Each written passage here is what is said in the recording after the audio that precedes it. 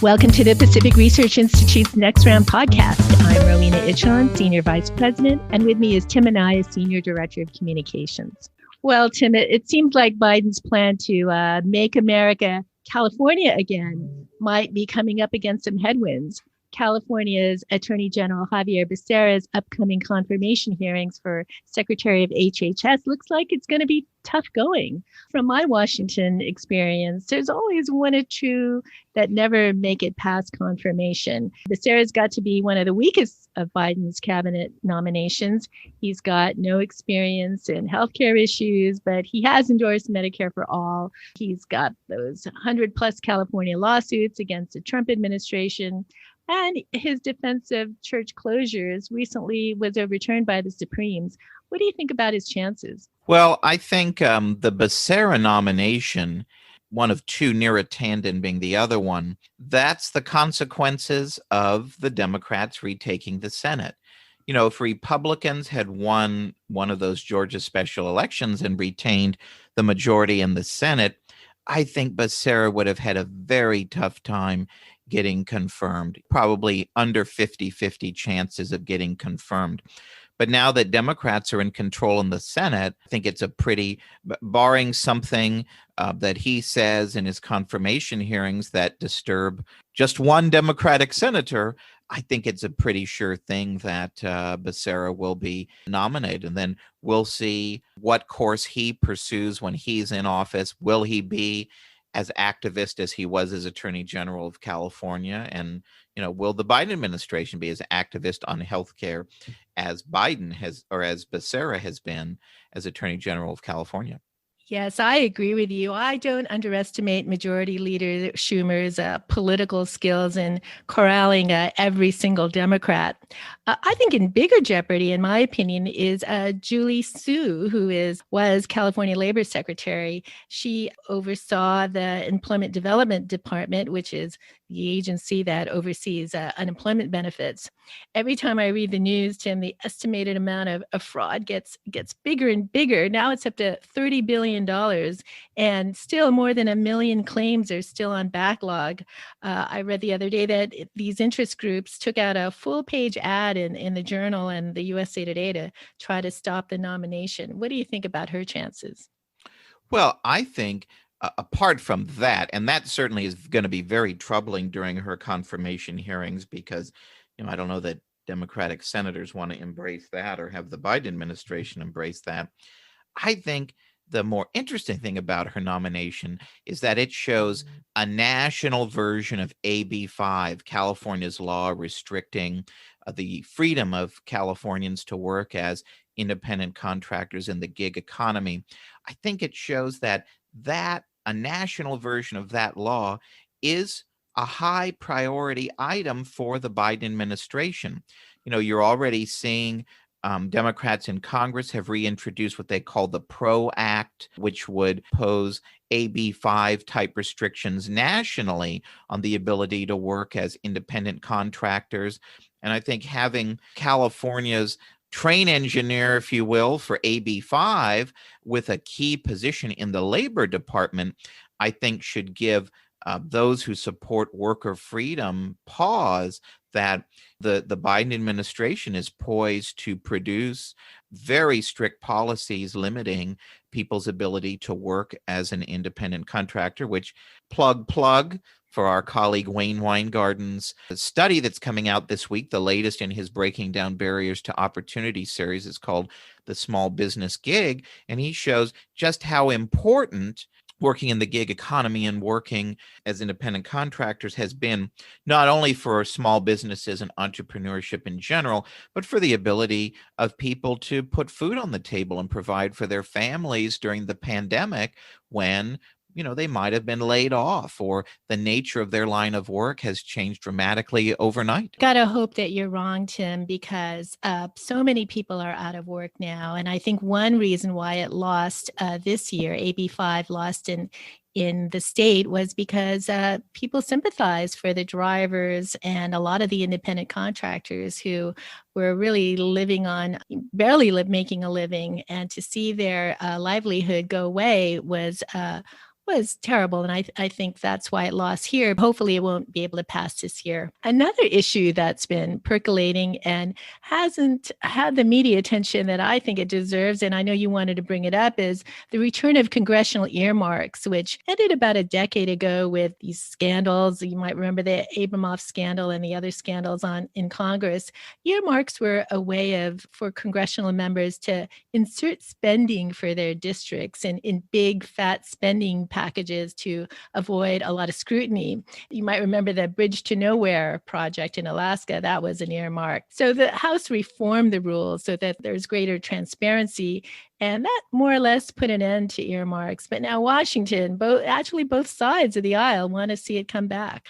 Yeah, it's interesting, as you mentioned.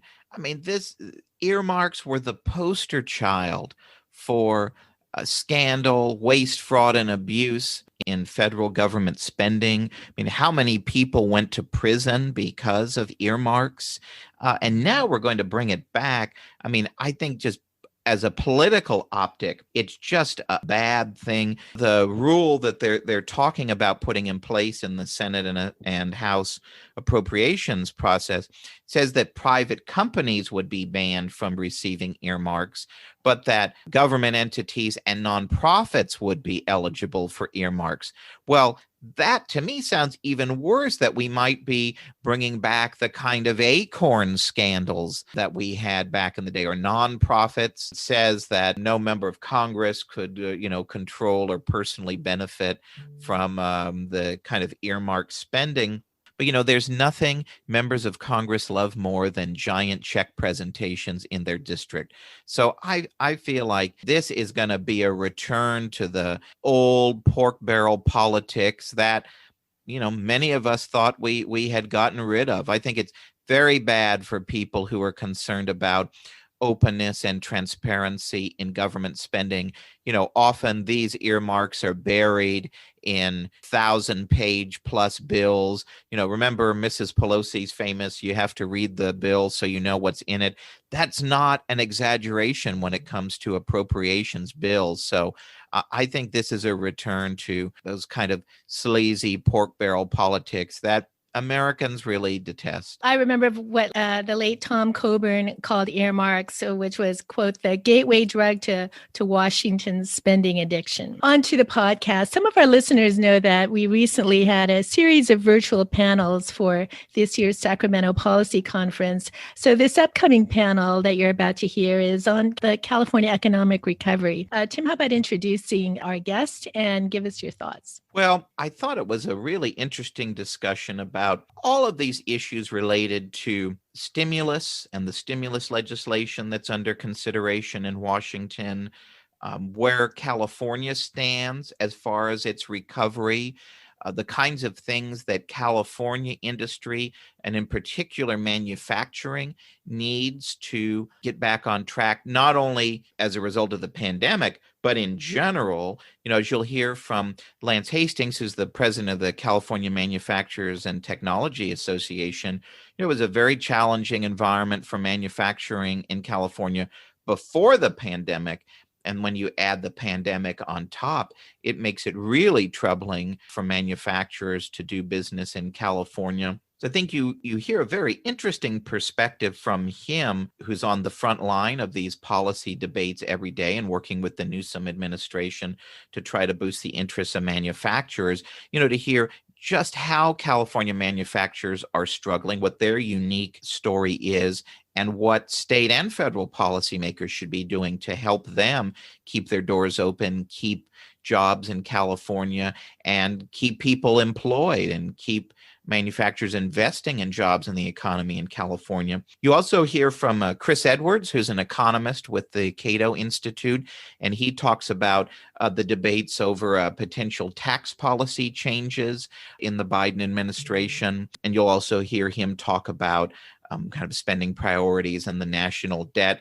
And naturally, the panel is moderated by our Wayne Weingarten, who shares some of his thoughts on his upcoming study on the gig economy. And really the bigger question about, do we need another big stimulus plan now? And what would the adoption of a trillion plan or anything in that neighborhood mean for inflation, mean for the ongoing health of the economy? If you're interested, Wayne has an expanded blog expanding upon his opening comments that you can read on our Right by the Bay blog. It's a lot to think about, these terms, these issues of spending priorities, overall spending, inflation, debt, that are all kind of coming together all at once. So I think our listeners will enjoy this deep dive really into all these issues of California's economic recovery with some people who are on the front lines and who have studied these issues very closely. Thanks so much, Tim, and we hope you enjoy the podcast. Thanks for listening. So our first panel today, as I mentioned, focuses on economic recovery. Policymakers in Washington and Sacramento are really laser focused on how to turn the economy around, keep businesses afloat, and help people stay employed amidst this ongoing pandemic.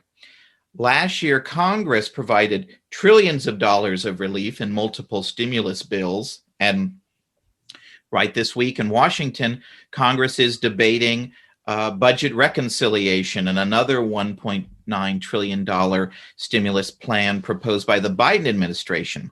And it's been reported the Biden team will likely roll out soon another big jobs and infrastructure plan that could cost upwards of $1 trillion. So in the midst of all of this, as we saw today with the jobs numbers, we're seeing stagnant growth numbers. Now, here in California, apart from the pandemic, we've seen a lot of cases recently of more big companies leaving for California, for other states that are more friendly and more hospitable for business. So our panel today is going to explore some of these big economic questions, like, what can we do to retain and create new jobs in California? What can we do to retain and expand manufacturing in our state? What can we do to ensure individuals who've lost their jobs can earn a living, maybe in the gig economy? And will any of the stimulus legislation do anything to help the economy grow? And what are some other reforms that policymakers should consider to reduce costs and economic burdens on employers and employees alike? Leading our panel today is PRI's Dr. Wayne Weingarten. As you saw from his comments yesterday, Wayne wears many hats for us here at PRI, but he's our senior fellow in business and economics. He's also the director of PRI's Center for Medical Economics and Innovation. Wayne previously authored a series of papers for PRI called Beyond the New Normal, which sets forth the ideal policies and ideal level of spending to maximize economic growth. If you're interested in those, you can go to pacificresearch.org and download any of those studies to read more. Most recently, Wayne's the author of our Breaking Down Barriers to Opportunity series, and the next piece in this series on the importance of the gig economy to expanding entrepreneurship is going to be released soon. So without further ado, I turn it over to our Dr. Wayne Weingarten. Wayne, the floor is yours. Thanks, Tim, and everyone, welcome back and good morning, and so glad everyone can join us. And I'm really excited for the panel we have today. And before I introduce them, I thought it might be useful to just very quickly go through the data, because I don't know if it's early out here on the West Coast, but President Biden just had a press conference where he said basically it's too urgent for us to wait to discuss the Republican compromise. They're not going to come up enough. And we need to spend $1.9 trillion in order to save the economy. And I wanted to kind of put all that into perspective right before we start getting into some of these issues, because there really is almost a tale of two economies. If you look at the latest GDP report, it showed that in the fourth quarter of 2020, when the year ended, we were growing at a 4% annual rate.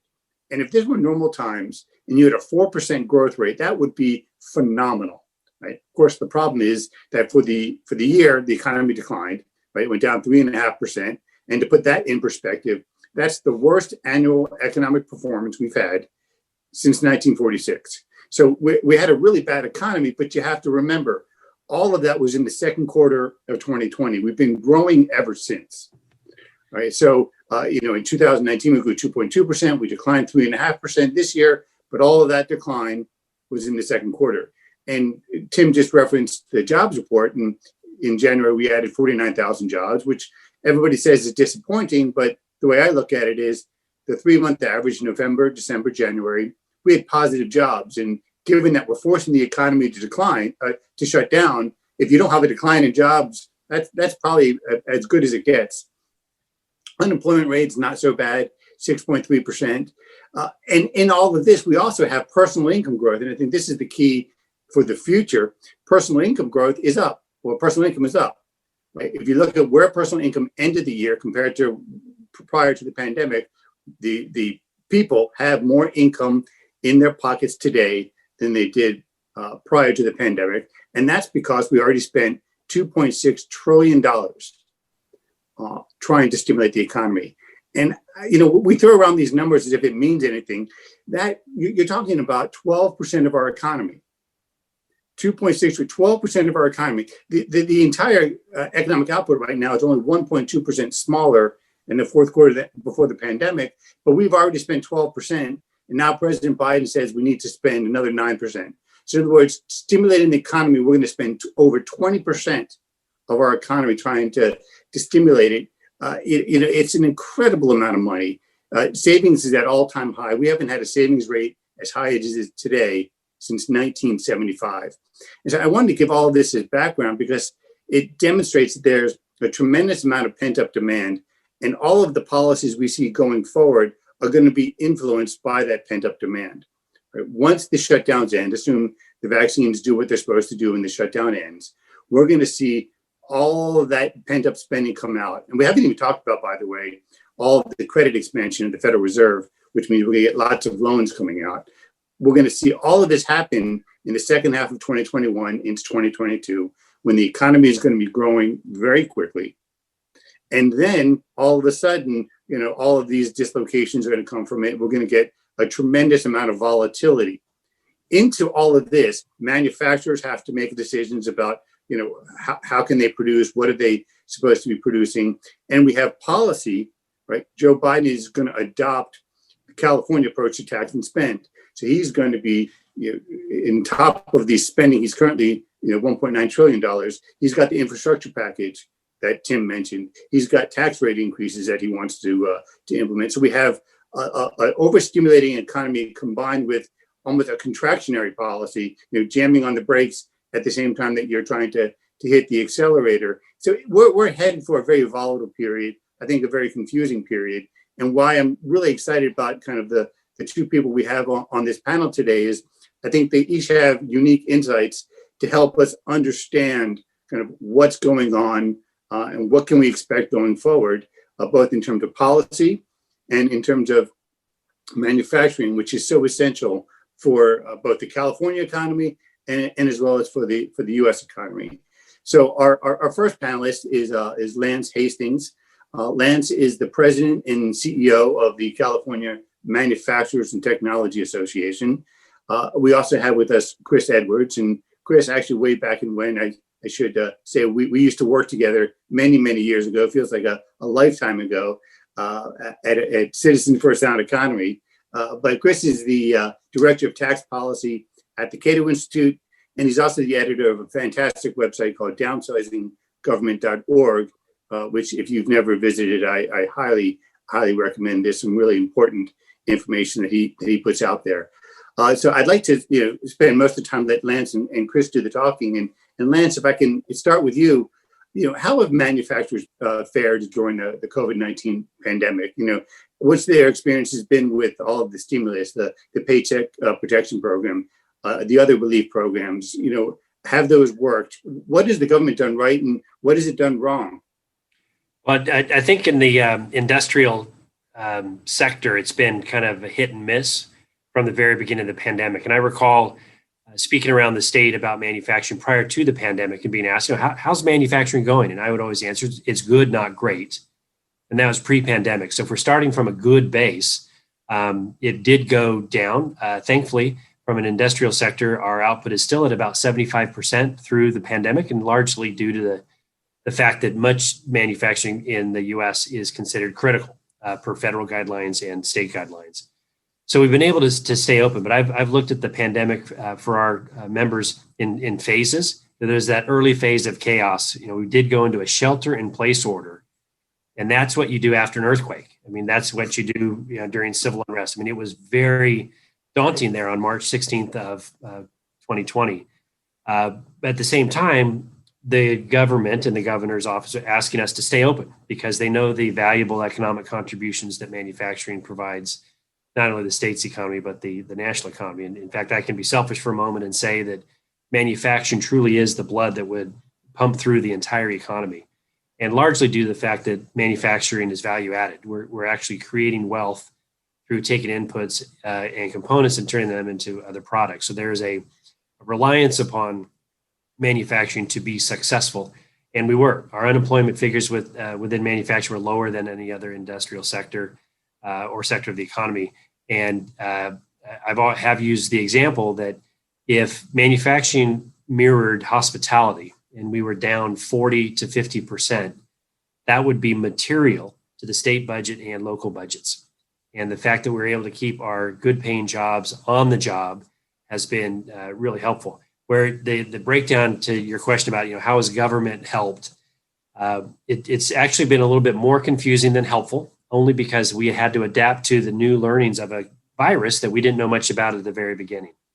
So the whipsaw that we've gone through, the closing, the reopening, the partial closing, the partial reopening, has been a fairly significant challenge for us. But we're a sector that's used to PPE, personal protective equipment. We have eye coverings, ear protections, shoe protections, and we wear yellow vests everywhere we go. So the addition of a mask really wasn't that much more of an issue for us. And we've been able to adapt, and like I said, have been able to keep open. But I would like to see clearer communication from the government. That includes the Newsom administration and local counties, public of health officers, so we don't keep moving back and forth and not knowing, because there's nothing worse for an industrial sector than to not have clarity of purpose. And I think that's really where the big misgiving has been for us, because if you're making the same widget in Santa Clara County that's being made in Humboldt County, you're doing it under different rules. And that, I think, can be very detrimental.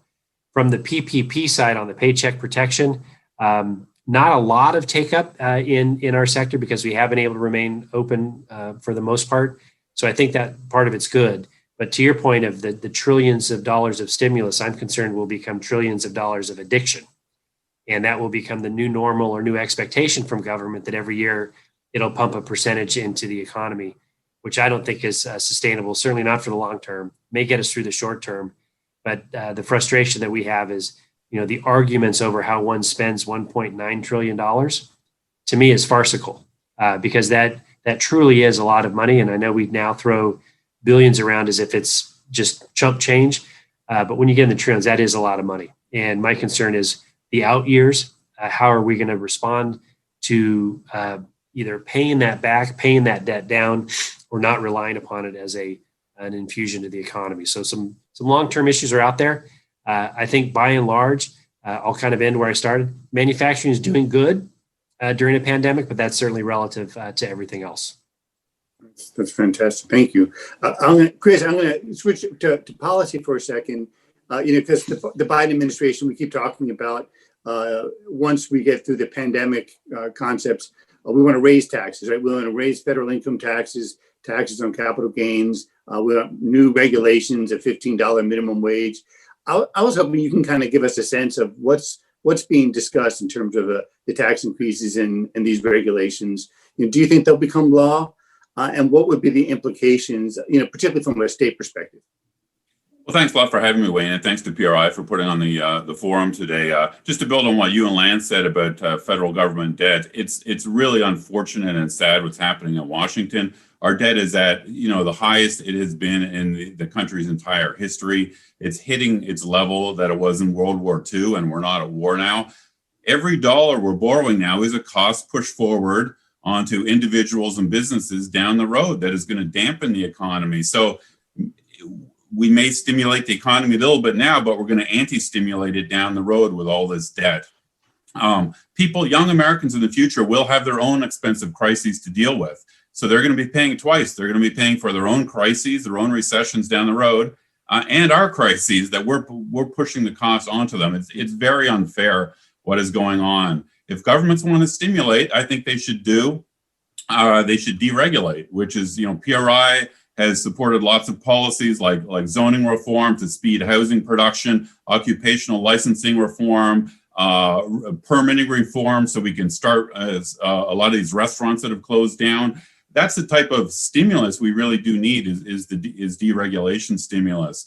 So if you look at what Washington is doing, I'm very fearful about what is coming down the road. President Biden has promised large increases in regulation. We're seeing that now with his proposed $15 an hour minimum wage. That may impact California less than other states, but some of the lower income states in the South, places like Alabama and Mississippi, it's going to kill the job markets in those states. And so that's an anti-stimulus, his minimum wage and other regulatory increases. On taxation, Biden has promised the largest tax increases I've ever seen in Washington, big increases in business and income taxes. One tax increase he's proposed, I think, would be particularly damaging to California, and that is he's proposed doubling the top capital gains tax rate from 20% to 40%. I am amazed that this has not caused more of an uproar in Silicon Valley. All those investors, those angel investors who put their savings and investment into startup businesses, they put their money in, they wait years down the road, they help build these small companies. They only have a very low chance of success, and if they succeed and their high-tech startup is a hit, the reward is a capital gain, and we want to encourage that type of beneficial risk-taking activity. If you double the capital gains rate on these startup investors, you're going to kill that sector, and that would be very unfortunate. California puts its 13% income tax on top of the federal capital gains tax rate. So I think this would be really unfortunate. And it's true that there are some, even if you doubled the capital gains tax rate, there are some ways that investors can exit out of startups that are tax-free. But I think California tech people ought to be worried that the type of the mindset behind the Democratic economists these days is that capital gains should be treated completely normally. The rate ought to be at high levels, and we ought to not allow deferral for capital gains. And that'll have a big impact. If we go that direction, it'll have a very dangerous and negative impact on our high-tech sector. And what about the top personal income tax rate? Is that a serious proposal, you think? They're all very serious proposals. I think that the economists who advise the Democratic Party don't believe that taxpayers respond to tax increases, and they're completely wrong. I think capital and labor is more mobile in our global economy than ever before. Biden wants to increase the corporate tax rate, but corporations, are more mobile than ever, especially the type of corporations that populate California, Apple Computer and the like. Apple and companies like that, they don't have to build their next facility in California. They can build it in Taiwan or Vietnam or Canada or Mexico. They got many choices these days. So, Biden wants to increase the top personal income tax rate. He wants to repeal the cap on payroll taxes, which would push up the rate for small businesses at the top end by 12 percentage points. I think this would be a very damaging policy. And here's something that I think is often overlooked that state policymakers ought to consider. When the federal government raises its tax rates, it shrinks the tax base, and that shrinks the tax base for state governments. So, for example, if the federal government were to double its capital gains tax rate, capital gains realizations would shrink. That would hammer the California budget because the California budget is heavily dependent on capital gains tax revenues. So state policymakers in places like California ought to be lobbying against federal tax increases because it's going to shrink the state budget. So I think that message needs to get out more, that the federal tax increases crowd out state government budgets. And that's a message that I don't think people understand. No, that's incredibly important. Lance, I'd like to spend a little time talking about the exodus from California. Yesterday, we talked about that a little bit, especially in terms of people. Right? We've had about 200,000 people migrated away from California. And this really is a new phenomenon. I remember when I was growing up, it was everybody was moving to California, and that's reversing. And we're seeing that with manufacturers a little bit as well. And so I was hoping you can give us some insights in terms of kind of the drivers of the exodus, particularly for manufacturers, and to try to be optimistic. I mean, what can be done to reverse it? Like for manufacturers, what's the most important, things that can be done that could reverse it? Yeah, I mean, that's the best question. It follows exactly on what, Chris was saying before. Policies can drive people, and people vote with their feet sometimes. The most notable departure, of course, is Elon Musk, picking up and moving to Texas. And you'd never think you'd be in a position, and I'm sure our forefathers would never have thought this, that one person's departure would have a material impact on the state budget. The success of his company, his departure actually does in terms of income tax. And one has to think, is that a symbol of a good fiscal policy? Absolutely not. It needs to be corrected. So that exodus is occurring all around us. I always have maintained that manufacturers are held hostage, primarily because of our facilities and our investment. It is not as mobile as one would think. And this pandemic has really underscored that whole notion of remoteness. San Francisco is a great example. Everybody loves San Francisco, but I think it's turned into a nice place to visit, but nobody wants to live there because you don't have to anymore. And there have been a couple of waves of financial exodus from the Bay Area to the inland parts of the state, and Sacramento has felt it during the real estate boom. They're coming just far enough; they don't need to work here. And if you go up to Lake Tahoe, you will see license plate frames that are all Bay Area oriented because people can work up there. But in manufacturing, you have to be at the factory to make the item. We're not going to revert back to a cottage industry where an employee of Tesla is going to make their car in their garage and then take it to a showroom somewhere. It's just not going to happen. So the decisions are being made. Do we stay in the state that has a great talent pool, great population, certainly great market share? There's 1,000 reasons why business enterprises ought to be located in California, but those reasons are getting less and less relevant. And in fact, I've talked to friends in Colorado that are starting to see that exodus. People want to move to Colorado. And what I hear back is don't turn Colorado into California. And the exodus, those 200,000 people, wherever they're going, they're not really being met with open arms. And, oh, you're from California. Well, we don't want you around here. And I think it's really all wrapped up in what we've done in the last several years here in California. What at once used to be a model, we're the Golden State. The migration to California was phenomenal. And I penned an op-ed in my first couple of months on the job that I really don't like calling it a California dream because we've been dreaming for 170 years. It really needs to be a promise that if you come to California, there will be these things available to you: a great job, great weather, great communities. We can't make that case or that claim anymore. Yet we do love to wrap ourselves around being the 5th largest economy. And my concern is we're doing everything possible to turn us into the 6th, 7th, or 8th rather than the 4th. And I'll kind of with that, I'll almost do a little bit of a mic drop, but it's concerning. We can't, our state's economy can't sustain an exodus of the manufacturing sector. In fact, what we need to do is grow it here and expand it because the job base and the wages that are paid within the sector really will prop up the state's economy now and certainly into the future. And is there one policy in particular that's driving manufacturers out, or is it just the declining business environment that is just making it harder and harder to do everything? It's the old adage, unfortunately, kind of all things all at once. We can point to PAGA reform, that if you're hiring employees and you're going to get dinged by a private right of action, that's going to be very costly, that you may not have the same experience in another state. And I have members of mine here at CMTA that every week get another appeal from another jurisdiction somewhere else in the country to come.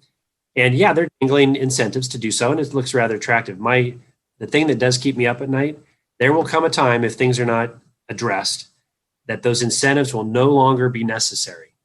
They'll just say, dear manufacturer, please come to West Virginia. And the manufacturer will respond, see you next month. Because the disincentive to stay in California will be so great. My job, of course, is to prevent that, working diligently to do so.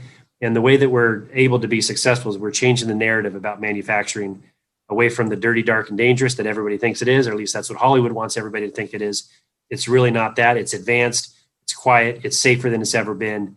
And the productivity in California is still the largest producing state in the manufacturing sector of the entire country. So we do have some very good things going for us. I just don't want them to kind of slip through our fingers. Hey, Chris, you were talking about, and this is really important, the impact of the tax base. Right? You raise federal taxes, you shrink the state tax base. You also have kind of an opposite thing going on where now the Biden administration is talking about, part of that $1.9 trillion is to prop up the state budgets, right? So we're going to, increase spending at the state level and do it from the federal government because that's who can do it. That's who can borrow. Do the states really need that help? And kind of what does the fiscal picture look like going forward? So initially, when the pandemic started last year, there was some fear by some folks that it would be an apocalypse for state budgets, that state budgets would get hit really heavily. I was kind of skeptical, and I think I've turned out to be right. That I went and looked back at their Great Recession, and if you look at the Great Recession, state and local revenues actually did not fall very much. In fact, local government revenues didn't fall at all because local government revenues, about 3/4 come from property tax revenues. And during this recession, house values have been rising, so property tax revenues have been flowing into local governments. And so local governments are fine. State governments initially took a hit during the second quarter, but during third and fourth quarter, state governments across the country, their income and sales tax revenues bounced back up. And and if you look at the whole year of calendar 2020 now, overall state and local tax revenues were up about 1% on the year, and spending was up about 2%. So state governments are having to do some belt tightening, but frankly, that's okay. As far as I'm concerned, compared to the amount the business is having to restructure, I think it's okay if the state and local governments slow their spending down a bit. We don't need more state and local funding from Washington. Hundreds of billions of dollars of cash is still in the pipeline from prior stimulus bills last year. California's budget is doing well. Also, the Legislative Analyst's Office in November, their report pointed out that because the stock market is high and high earners are doing well in California, California tax revenues are actually much higher than originally thought. Indeed, the Legislative Analyst's Office called it a windfall in the California budget. So I would suggest that California policymakers keep the windfall in revenue they're currently getting and use it if there's a slowdown in coming years. I will give California a lot of credit. Back in 2014, California voters passed Proposition 2, which built up a big rainy day fund in California's budget. And that served California very well going into this recession. California had one of the biggest rainy day funds among the states, and that's great. So I think one of the lessons for policymakers moving forward is, we don't know when recessions are going to happen. State policymakers ought to put money aside in a rainy day fund so that they can handle downturns in the future. But we certainly don't need more cash from Washington at this point. Well, related to that, a lot of your research has looked at kind of the implications in terms of federalism, right? In terms of, when the federal government is spending, when right now, President Biden wants to spend $6 trillion on infrastructure. We all talk about how important infrastructure investments are, and the roads are decaying.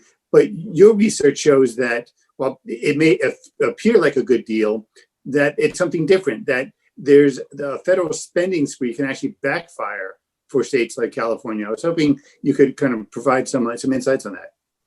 Sure. In a typical year, before the pandemic year of 2020, the federal government spent about $700 billion a year on state and local activities like K-12 schools and housing and highways and that sort of stuff. All of that money is not free. Ultimately, taxpayers in places like California, they send their money to the federal government of Washington, and then some of it comes back to them, in California. So there's nothing free about this.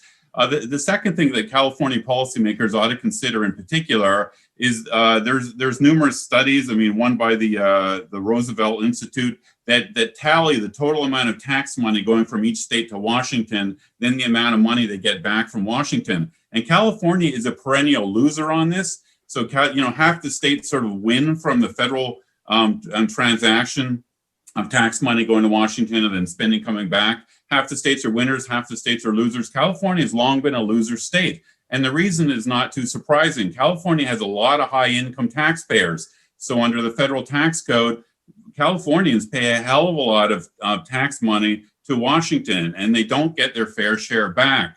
So, California policymakers ought to consider this when they think about all that money from Washington being free. It isn't really free, and California actually gets the short end of the stick.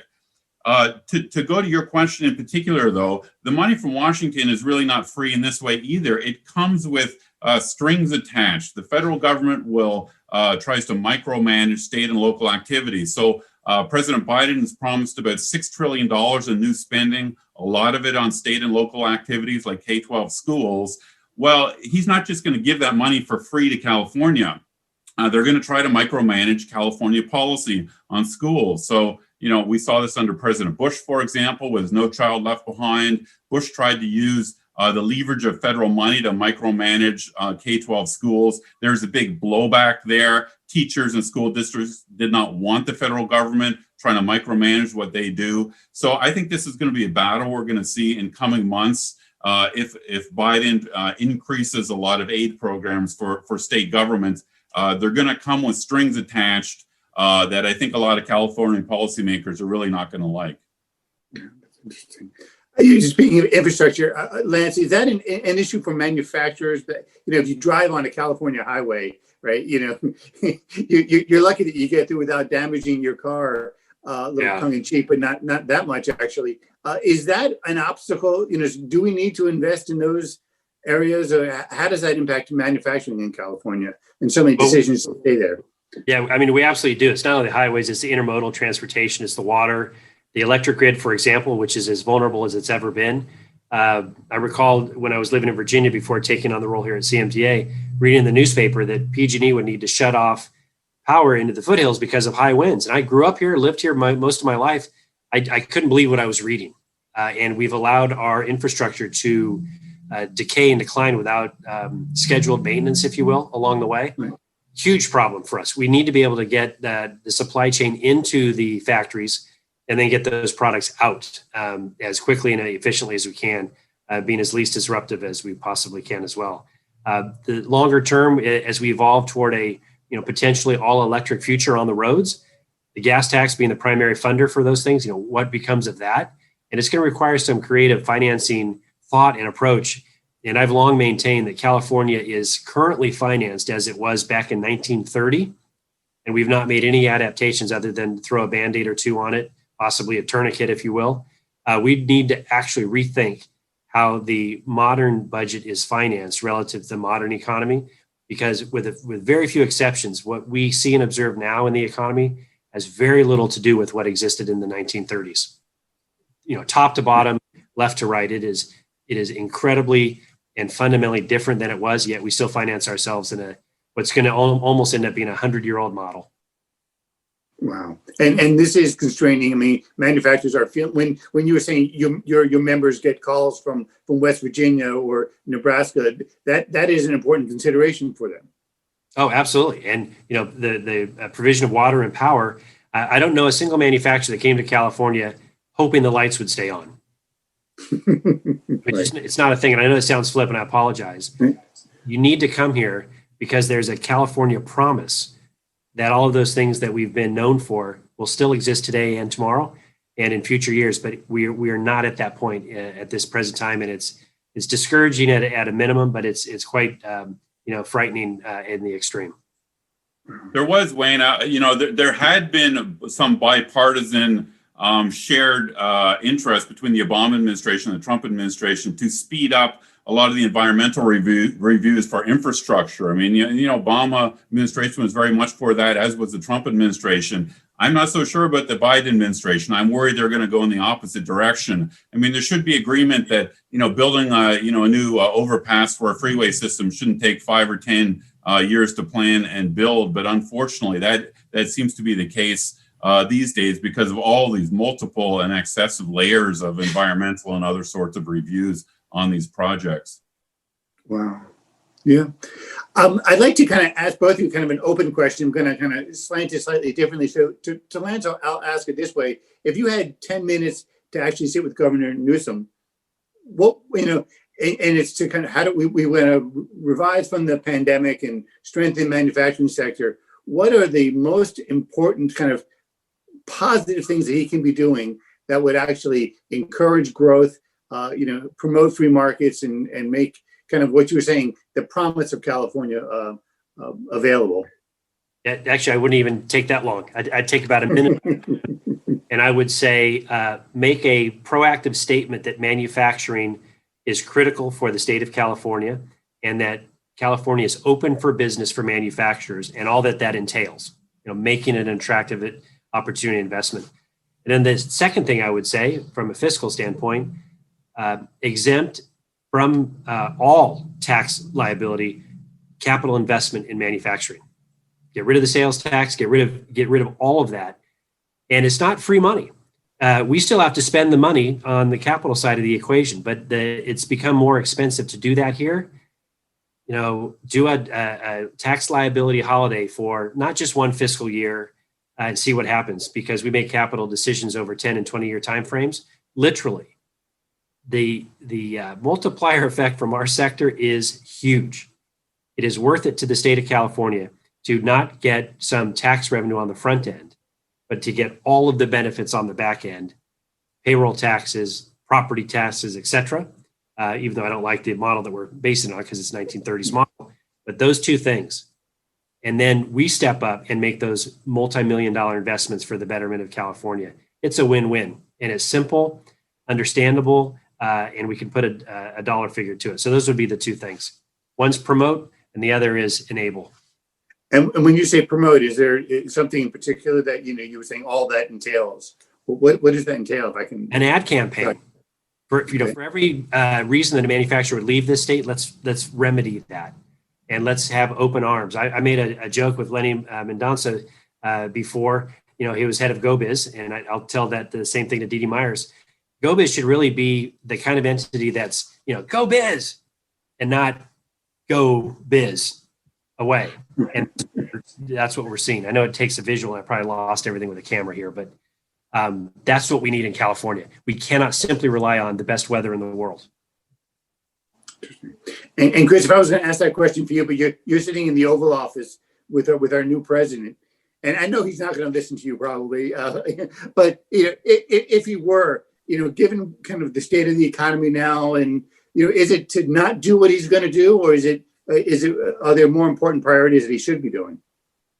So the first thing I would add on to something that Lance touched on, which is very important and often overlooked at the state level, people often focus on income taxes, but in fact, property taxes and sales taxes on manufacturers, on producers, is a very, very important issue there. Both sales taxes and property taxes that land on intermediate goods and investment, these are damaging taxes that state governments should deal with. At the federal level, I would tell President Biden, not to be knee-jerk against everything President Trump has accomplished. Trump was very erratic, and he did a lot of things wrong. He did some things right, and one of them that he did right was cutting the corporate tax rate federally from 35 to 21%.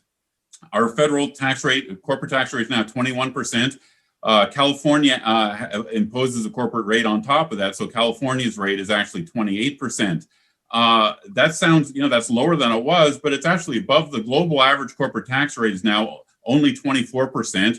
The average in Europe is only 21%. So, California companies are still at a disadvantage with the corporate tax system compared to most of our trading partners. Corporations are more mobile than ever. As I touched on before, California companies, they don't have to invest in California at all. They can build a new semiconductor plant in Vietnam or many other countries. So, and the pandemic has accentuated this idea that the capital and skilled labor are more mobile than ever now. both Biden and Trump use a lot of nationalistic and kind of protectionist rhetoric about making sure businesses and manufacturers create jobs here in America. And I agree with that end goal, but the way to do it is not, trade protection and that sort of stuff. The way to do it is making America the best business climate in the world. And the centerpiece of that has to be the best corporate tax system in the world. And so I would plead with President Biden, do not reverse the corporate tax reforms that President Trump put in place. Interesting. Well, how would you respond? I know we're running out of time, and I see Tim popped up. I'm going to sneak this question in, though, and then we can go to the audience Q&A.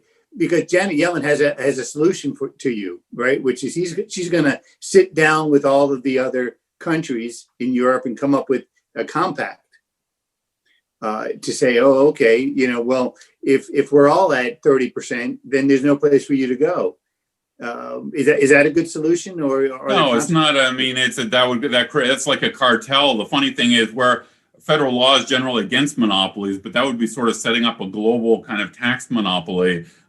Ultimately, corporate taxes are paid by individuals. They're really just, corporations are just shells. Ultimately, we should be trying to get the corporate tax rate down to zero, because ultimately it's the workers mainly who bear the brunt of high corporate taxes.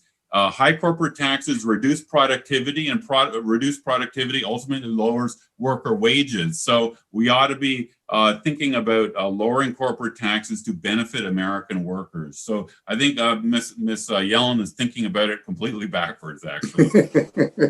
I would agree with you on that one. Thank you. I guess I'll turn things back over to Tim. I know he wants to jump in here. Yeah, we have some great questions coming in from the audience. And so this is a question from Rodney, and he says, according to Milton Friedman's permanent income hypothesis, all government payments are transitory income, which is why savings rates are up. Won't Biden's Keynesian stimulus prove as ineffective as the Obama stimulus? Yeah, that's certainly true. We see that in the data. I think maybe Wayne touched on that all this massive amount of stimulus, many Americans who received these stimulus checks actually didn't need it because they didn't lose their jobs, and so they saved the money. So even if you believe in the Keynesian stimulus idea, which is that government spending is going to boost consumption, it didn't happen. So I'm skeptical of the whole Keynesian stimulus idea altogether. I think if governments can stimulate best by deregulating, getting out of the way of entrepreneurs. We've lost over 100,000 restaurants in the country over the last year from the pandemic and these shutdowns. But starting a restaurant in places like San Francisco is extremely difficult because of all the permits and licenses and the wasteful bureaucracy. So stimulate the economy by getting government out of the way. I think that's the best approach.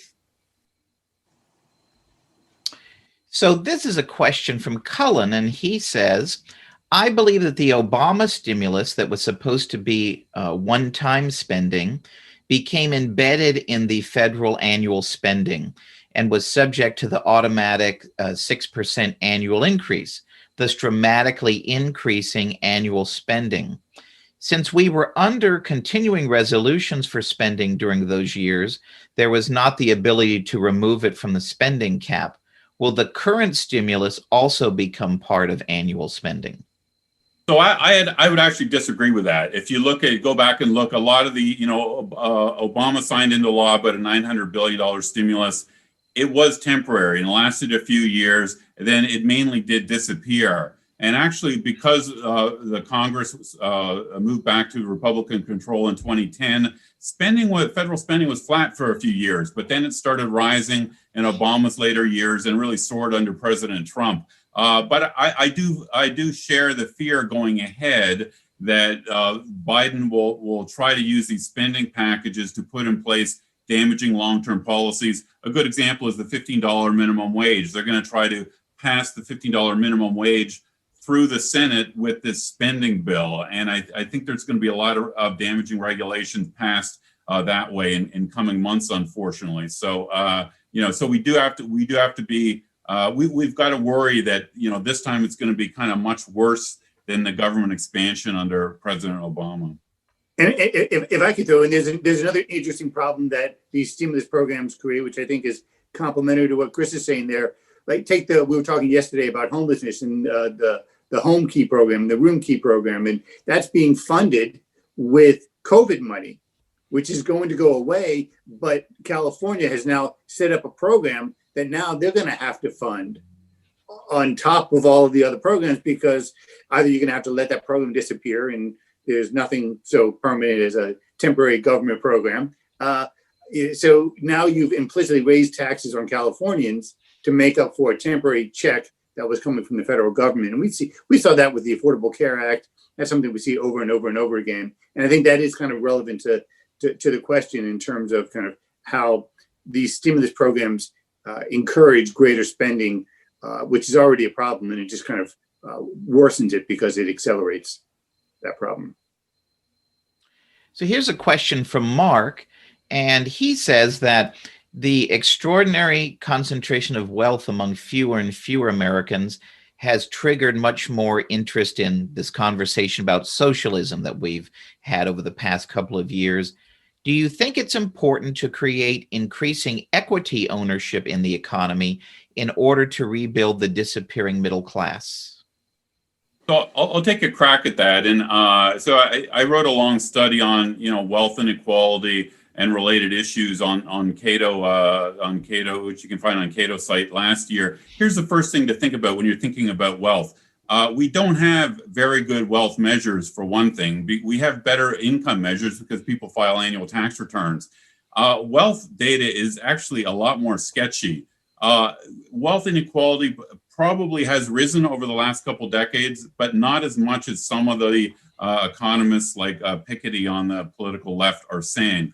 But here's the important thing. Wealth is investment. The vast majority of wealth of the richest Americans like Bezos and Elon Musk and others is investment in their active businesses that are generating GDP and jobs for Americans. If you look at billionaires, only 2% of billionaire wealth in America is personal assets like their houses and yachts. 98% is their investment in businesses. Jeff Bezos, his wealth is over 100 billion or so. It's in his investment in Amazon, which hires 800,000 workers. So, the left, I think, likes to think of wealth as sort of like gold bars, hiding underneath the beds of people at Jeff Bezos, but it isn't. It's their investment in active businesses that are doing great things for the U.S. economy. So wealth is a good thing. So I think that's where you have to start off this conversation about wealth and wealth inequality. The more Jeff Bezos has, it means his company is growing and generating jobs for all of us. So that is a good thing.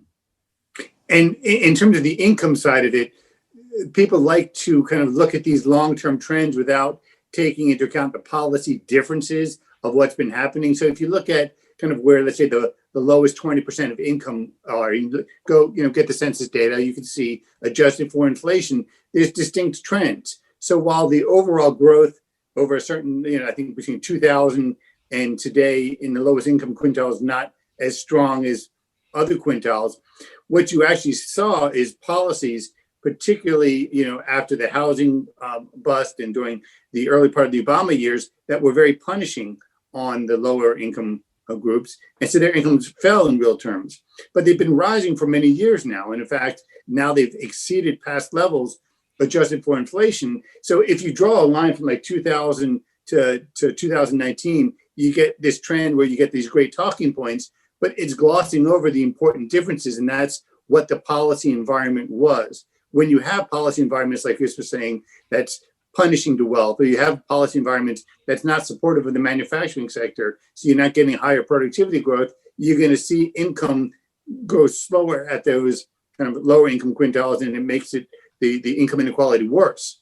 When you actually have kind of the right pro-growth environment, you see it different. So you have to be careful of what the timeframes you're looking at and put those into perspective, because so much of this income inequality, distinct from wealth inequality, income inequality conversation is taking the trends out of perspective. So you're misunderstanding what's actually occurring.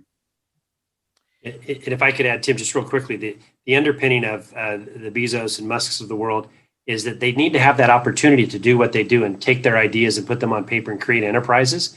The minute we lose that, then we've lost the plot. And that's the thing that we have to be most concerned about. If you've got a great idea and you can actually monetize it, and I know that in the economics world, we talk about wealth all the time. Sad part is, that's part of an equation in the economics mathematics, but it's become a pejorative in society by using the W word. And that's unfortunate. Wealth should be admired for what it creates and what it represents, not just like you say, the zeros on your bank account. A question for Lance. If Sacramento's policy mix doesn't change along the lines of what you've been talking about today, what do you see as the future of manufacturing in California? Well, I see an accelerated decline along the trends that we've observed. Not that it would remain, decreasing at the same rate; it would be decreasing at an increasing rate, and that's what most concerning to me. And one of my mentors in the manufacturing world is the great Jack Stewart, who ran this organization for many years. And I will always remember the conversation we had because it was at a time where California truly was evolving into a service economy, restaurants, Starbucks, et cetera. I mean, it was really making that evolution. And he looked at me and said, Lance, we can only polish each other's shoes for so long, but we're going to run out of leather. And somebody's got to make the leather and make the shoes. And I will always remember that because manufacturing at its core, as I just said, before with the wealth creation, that's what it is. It's taking some input and turning it into a value-added product that somebody needs. And I don't foresee demand decreasing anytime soon here at home or globally. In fact, demand is going to only increase. But we've got to acknowledge that. Like I said, if I had the 10 minutes with the governor, I'd only need 1 minute. Do just these things. We can have a whole another panel on environmental regulation and a whole nother panel on PAGA, private rights of actions for wage and hour claims. But at the heart of it, right now, the atmosphere for manufacturing is not attractive in California. We need to reverse that. One final question. We've only got a couple of minutes for this. This is from Terry. How large could the budget deficit become under President Biden? It seems like he wants to approve all spending, but picking winners and losers along the way. This could cause a strong pushback. Your thoughts on that? I've been doing Washington budget issues for over 2 decades now, and the problem is that federal policymakers on both sides, Democrats and Republicans, used to fear big deficits because they thought big deficits would cause them political pain. They thought big deficits would raise mortgage interest rates and raise inflation and that sort of stuff. They don't believe that anymore. We have global capital markets today. We've got a very accommodative Federal Reserve policies. So to the politicians of both parties, it seems like they can keep borrowing for free. It isn't free. Ultimately, it is a giant cost that's going to hit us down the road. You'll hear economists who support all this borrowing saying, well, we have low interest rates. But low interest rates are not going to last forever. And frankly, economists are lousy forecasters. They have no idea what the economy is going to be 1 year, 2 year, 10 years down the road. If you go back to the mid-'70s, interest rates were 5%. The economy was growing. No one knew that just in a few years down the road, interest rates would be up over 10, 15% and inflation would be spiking. Economists can't foresee the future. So what we want from policymakers is them to be prudent. They should, when the economy starts growing again, they should do the prudent thing and start paying down the debt. So many other countries have got into trouble from, having big government debt, and we shouldn't tempt fate. We shouldn't push ourselves to the edge of the cliff. We don't want to fall over. If you look at Greece that had this crisis 10 years ago, it hammered Greece's living standards for years and years and years after they had that debt crisis. We don't want to get into that situation. If you like this episode, please tell your friends and subscribe to PRI's podcast at iTunes, Google Play, Stitcher, TuneIn, iHeartRadio, and Spotify. And when you're on these platforms, don't forget to give us a big 5 stars. If you don't subscribe to any of these, you can still listen on PRI's YouTube page, youtube.com/Pacific Research 1. That's the number 1. Thanks for listening. I'm Rowena Ichon. Hope you'll come back again for next round with PRI.